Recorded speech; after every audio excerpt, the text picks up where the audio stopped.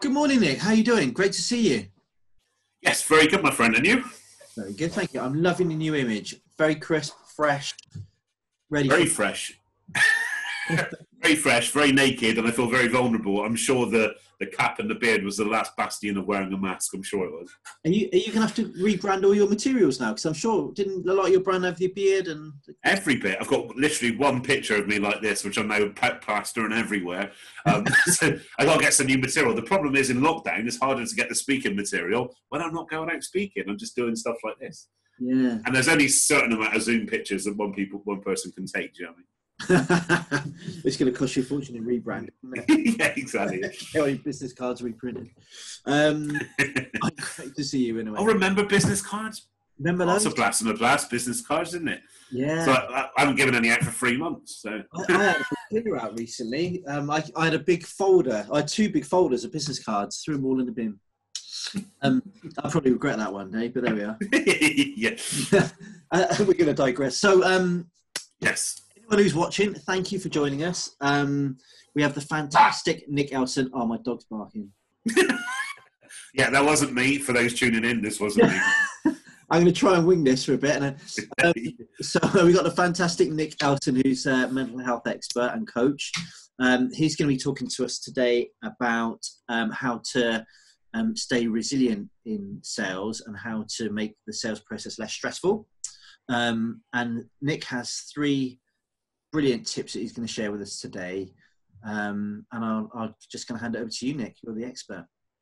Yeah, great. Thanks very much, Judah. Nice to see you all, guys. So I guess from me, it's important to stress that my angle is lived experience of mental health. So the lived experience part is important. It's what takes organizations and people from the problem to the solution, but it's not the solution. But most importantly for this, I'm an escaped salesperson. I'm an escaped sales manager, account manager. I've done it all. So I completely understand why anxiety and sales are actually so much in the mix together. It's untrue. Especially sometimes when we're going through these challenging times, which you could be right now, actually anxiety is triggered massively by, I haven't heard from that client in ages, or wonder if I should go lower, or I should, all these kind of questions go through our head. But actually the first thing is to acknowledge. And so tip number 1 is I'm giving you a 3-step survival process within 1 tip, go figure. So that 3-step survival process is this: wherever you are right now, however your sales figures are and however you feel, acknowledge it. Acknowledge, even if it's brutal, acknowledge it. Because it's only when you acknowledge where you are can you start to move on from where you are to where you want to be. So that's the hardest part a lot of the time, is acknowledging exactly where you are right now. Because either our ego will get in the way, or our defense mechanism, or if we've got a partner to explain ourselves to, acknowledgement is really, really crucial. Once we move on from acknowledgement, we can go into survival mode. Now, survival mode, actually, that's the bit where I kind of associate that to we have what we hold. Look at your current client base. Make sure that your relationship, your rapport, your trust is strong with them. It's not about selling to them, especially right now. This is about giving them value. It's not necessarily giving all your stuff away free. Must stress that. It's about giving them value. Like Tudor's been led on these amazing webinars for people right through. He's not charging a bean for this, but he's given a lot of value, but he's not giving away his product either, which is the most important thing. It could be simple as touching base and just saying, are you okay? Is there anything I can do to help you right now? How's everything at home? You're healthy? And just making sure that you keep that conversation alive with them. Survival is also about how long can you go without any sales? If you're on employment, what is your figure? Has your target changed? Have they given you that kind of leniency? If you're in self-employment, how long could you go for without any income? And we were just talking off air about this, about working out how long you can go without any sales, without any income. Because actually that will absolutely determine the level of intensity what you need to go in every week at right now. And even potentially, I'm in a situation right now that I could be looking at retraining in different things because I've given myself that longer buffer zone that I can survive a little bit longer. So there's only when you go past survival mode, so you've acknowledged where you are, you've established survival, you then go into evolution mode. And evolution mode, that's the exciting part. What new products, what new solutions, what new offerings can you create? Can you add lots of different new prospects into your CRM system? Can you get active on your profile, on your visibility? That's the exciting part. And evolution is where like the word pivoting has popped into existence.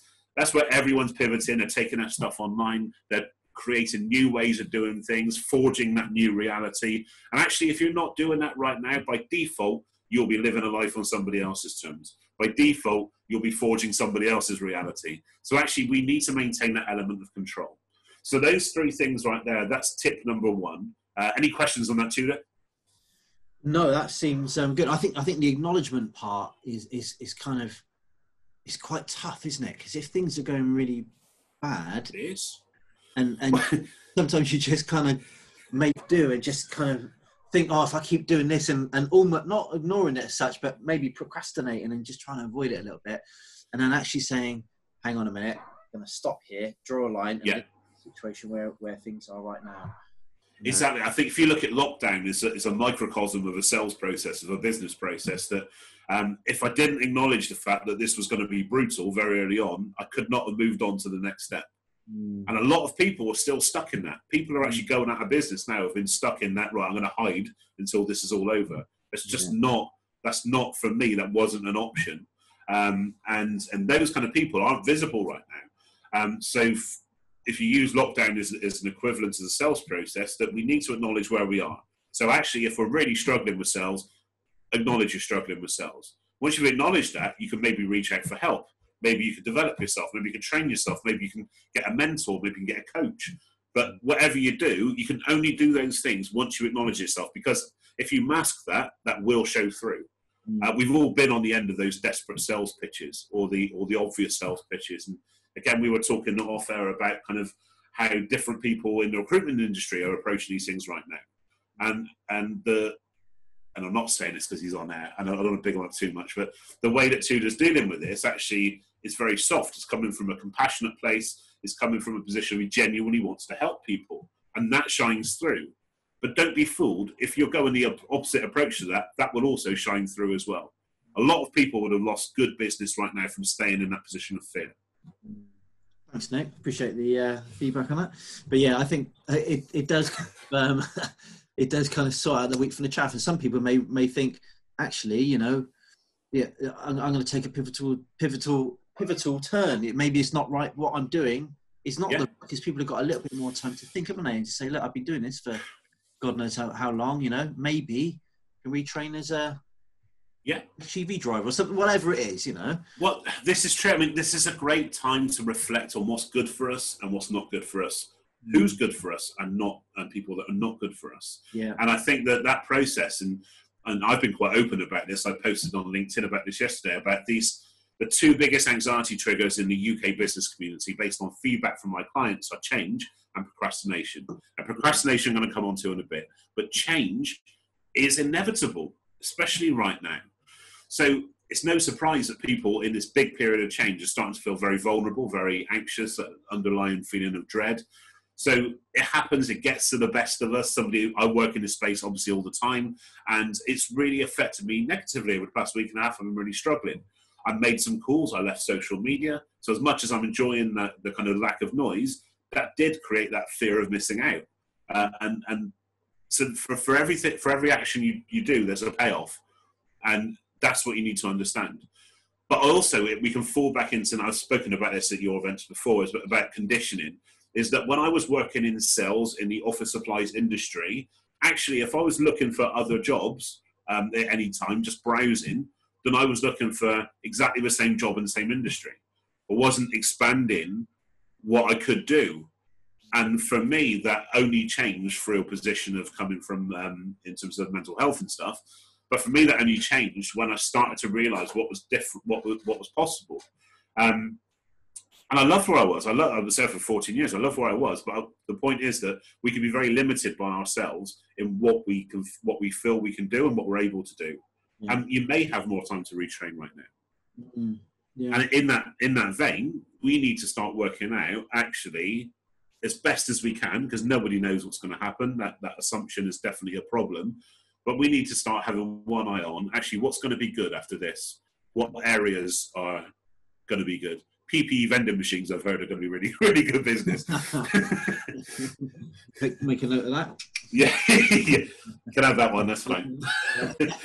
so the second point of the three I want to come on to is organisation. Yeah. I know for me, it's important to say that trying to control the uncontrollable creates anxiety, but also that kind of chaos or messy kind of way of working also creates anxiety, but also it means that people can fall through the cracks. So I think we all know in sales, we're always chasing a no. I think that's quite a given. We're always chasing a no because actually it's easier to get to a next yes. And it's quite an overused term. I know for me, that's the best way to look at it. It takes away the sensitivity of the defeats. It's when we get the yeses and we're chasing the yeses.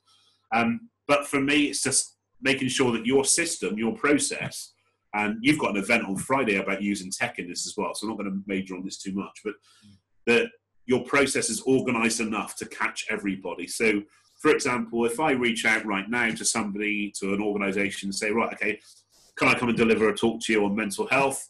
And they say no, okay, then before they could have just fallen off the system. What I do is I make sure they go into my CRM, that every month or so, just a little soft touch, a little comment on LinkedIn, or just all those little soft touches really add up. It takes time, but actually, I mean, automation is something, I'll be quite honest, that I'm really keen to join your event on Friday because automation's always scared me.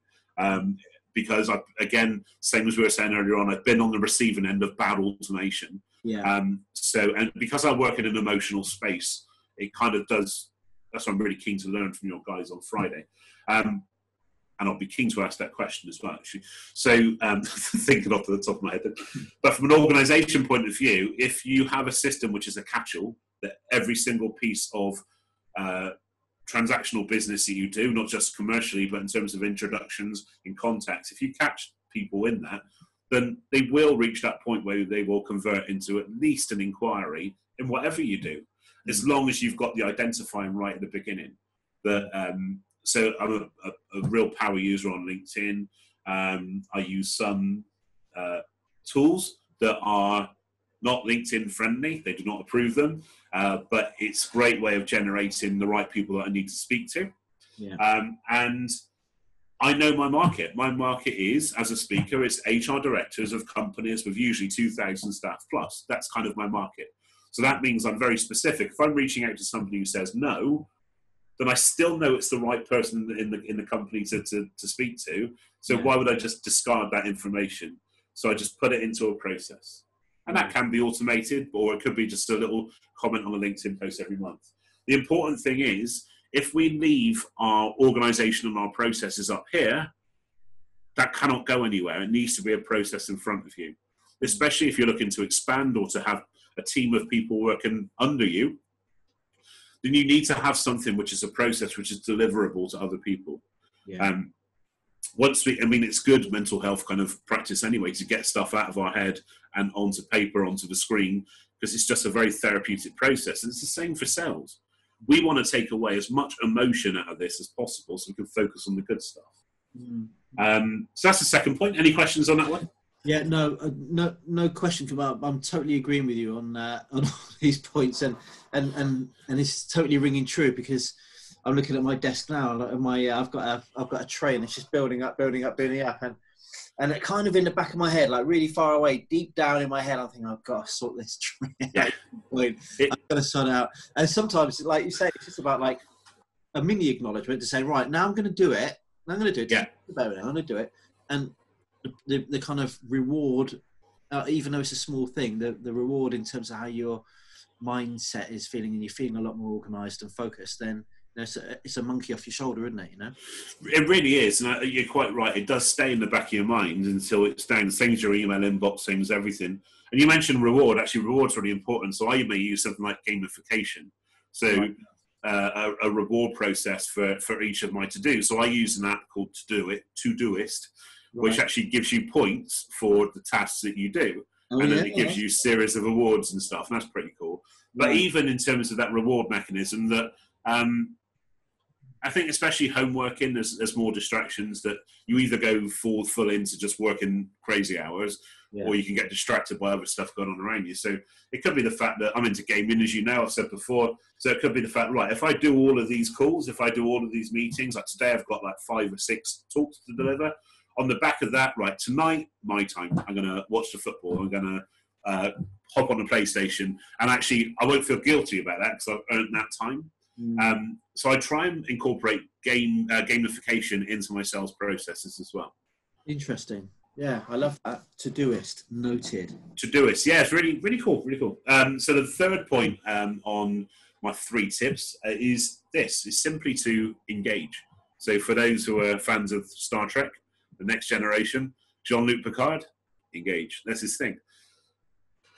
Unless we go on stuff, unless we go on stuff never changes. Stuff never happens. As I mentioned, the second biggest anxiety trigger in the UK business community is procrastination. And unlike change, we can absolutely do something about procrastination. We just need to go on these things, these ideas we have, these conversations that instead of clicking that delay for 24-hour button, get that call done now, squeeze another call in. It could be that you, again, put that reward system in place to make you want to engage. That I think that there's a certain element of it's important to love what you do. Now, that can't happen every day, like unless you're on strong medication, because we all get that. Even in self-employment, like when we're choosing to do this as our thing, we still get those days where you're thinking like, oh. So I think for me, it's just a case of engaging on stuff. If you've got an idea, try it. When I first started looking at running events, and actually if I was back in employed sales now, running free webinars would be an amazing thing to do. I'll be all over that because it's a great tool to be able to showcase your stuff to other people in a very quick, non-expensive way. So for me, it's kind of making these plans. And like I said, when I was looking to run events, the easiest way to get over that procrastination of running an event is to, at the time, book the venue, book a date, and then it's done. Yeah. And then worry about it later on. Yeah. And I think it's even easier now where we can set these things up online, these meetings online, the webinars and stuff, but actually go on stuff. If I think for me now, and I've said this before, I'm quite very open and honest, as you know. If I look back at my sales career now, that I don't think I was very good. Now I had success, and there's a difference, but it would have been a lot more successful if I had the experience and the principles that I have now then. And I think that for me, self-employment's been a great education for that. But it's not about the self-employment element. It's about actually recognizing that even if we're employed, we're running our own show under somebody else's umbrella. That suddenly the expenses weren't being paid for me. So it made me sharpen up on that. Yeah. Suddenly that I was totally accountable for everything I brought in. That made me sharpen up on that.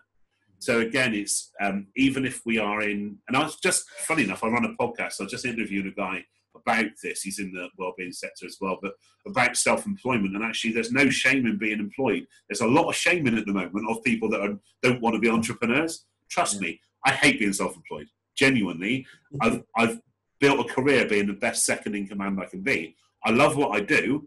I hate the business of what I do. Interesting, because a lot of people would think that if you're self-employed, just living the dream. I love what I do, the business not so much. But actually to build a business under somebody else's umbrella is absolutely possible. And having that mindset means that you will engage on stuff because it's still yours. You won't procrastinate on things because you chose to do that and engage in the way that you've done. And I think a lot of great ideas stop at that. And the amount of times over the years that I thought of something, I thought, yeah, I'd love to try that. And then somebody else has gone and done it and it's like really taken off. That kind of stuff. Really crazy stuff, like real big ideas. And the main difference is they've had like the guts to step up and try. Yeah. The guts to step up and have that conversation. Mm-hmm. And on the flip side of that, if there are negative things surrounding you at the moment, confront them. Because again, nothing changes by kind of staying in that place where we're just wallowing and being anxious about things that are going on if you're not going to step up and front them. If you're worried about your job, if you're worried about your clients, ask them. I actually had a conversation with my biggest client yesterday, genuinely. I actually had a conversation and actually said, look, looking to kickstart the business again, because anything going? You know how it is, self-employment. It's simple as that. Cheers, Nick. Well, actually, you mentioned that. Yeah, there is some stuff coming up. So actually, don't be afraid to show the human. Mm-hmm. That's the thing that's really standing apart in the moment from you and everybody else, is you show the human side of you, not just the salesperson, not just the supplier. Yeah, yeah. And I guess it's having that meaning behind it, isn't it? Like it's almost like your why, isn't it? You know, rather than just going, oh, can you give me a bit of money? Yeah. Hey, you know, it's like your why as to why you're doing it and what the end result is, I guess, you know, and putting a bit of... So the week we went into lockdown, there was my second largest client was due to make a big pay run. And I knew, given the industry that they're in, that there was going to be big challenges with lockdown because it was an in-person kind of stuff. And I had no problems whatsoever. But again, I've invested the human side of me in building that trust and rapport with them to actually phone them and say, look, the bottom line is this could see me through the rest of the year if you can just push his pay through before you close down on Tuesday. And they did. Brilliant. Because I asked. And he said, if I wouldn't have asked, they wouldn't have done it. Because my priority isn't their priority. So we need to make sure that we showcase what's important to us. Yeah. What they choose to do with that is up to them, but you at least know that you've done everything you can. Yeah. I think that's important, not just in terms of the people that we answer to, so whether it could be the people that we live with, it could be our bosses, but it's important to us. If we can look ourselves in the mirror and know that I've done everything I can, it still didn't go my way, then for me that's good enough. I'll still be proud of myself for doing everything I can. Yeah. No, I totally agree with that. I think if anything, people are being, you know, a lot more transparent now as well, aren't they? You know, they're just saying, look, you know, be honest with you, it could be grim, you know. let's work our way through this, you know. But there are two ways of looking at this situation now. Well, there's lots of ways, but you know, you can look at it as an educational time where we're evolving and changing, and things are changing super quick, like probably the quickest I've ever experienced. You know, and some of that is negative, but some of it's positive, and I guess it's about focusing on what you're going to get from this and how you're going to move forward and make things work. Well, there is, but there's also there's a lot of boom out there as well, but you don't hear about that because it's not bad news, and that's the other element is actually kind of being very careful of engaging in what you engage with in terms of the news, in terms of the events and what you invest your time and your attention and your mental health in. There's a lot of success out there as well. A friend of mine is the founder of a tech company, and it's flying, absolutely going really, because obviously it's an online process which people now need more than ever. So there's still areas of work.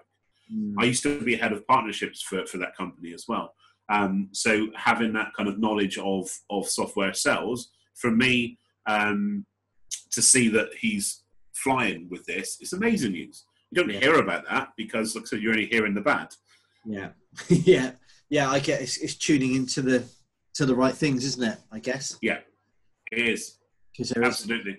I think there's a lot to be said for that. I think again, the first thing we sacrifice when we struggle, whether it be with sales, whether it be low self-esteem, low self-confidence, the first thing we sacrifice is choice. And actually, that's the bit that we need to claim every single day, is how we choose to proactively go into each and every day. And for me, a great kind of way of approaching sales, even back in my employee days, was treating each day like a project and actually blocking off tomorrow, blocking off yesterday, and actually, right, today, what can I do? And then you can throw absolutely everything you've got, recharge on the night, go again tomorrow. And I think if we take that approach in, you get those kind of real power days. Yeah. But also, when you got that time off, switch off, like properly switch off. And that's the one thing I wasn't good at, but I've got good now. The great thing about going through kind of mental health challenges is the fact that it does make you very self-aware, and you do make those decisions very quickly to protect your mental health ongoing. Yeah, I could talk about this forever. I find you fascinating, Nick. It's like a zoo. With less hair. Yeah, less hair. Normally we allocate 5 minutes for these kind of things, but I could literally go on for hours. Totally useful, Simon. Bang on point. Really relevant. Thank you. I'm really enjoying learning from you, Nick. You've done some amazing sessions for us, and they've been like, the feedback we've had from the audience, every single person, I haven't heard just an average bit of feedback. Everyone's been like gushing and glowing about you. So that's great. Thank you. It's been really fun to be involved in these as well, and of course, hopefully ongoing as well. The fun doesn't end here. That's it. That is it. Well, this is a start only. This is it. Nice one, Nick. Thank you very much. Cool. Enjoy. Thank you. Fantastic weather today. It's really good. I know you're a busy man. Will do. I'll let you get on. But thanks again, and hopefully see you on Friday. Yes. See you Friday. Thanks very much. All the best. Cheers. Speak to you soon. Cheers, Tudor. Bye. Bye.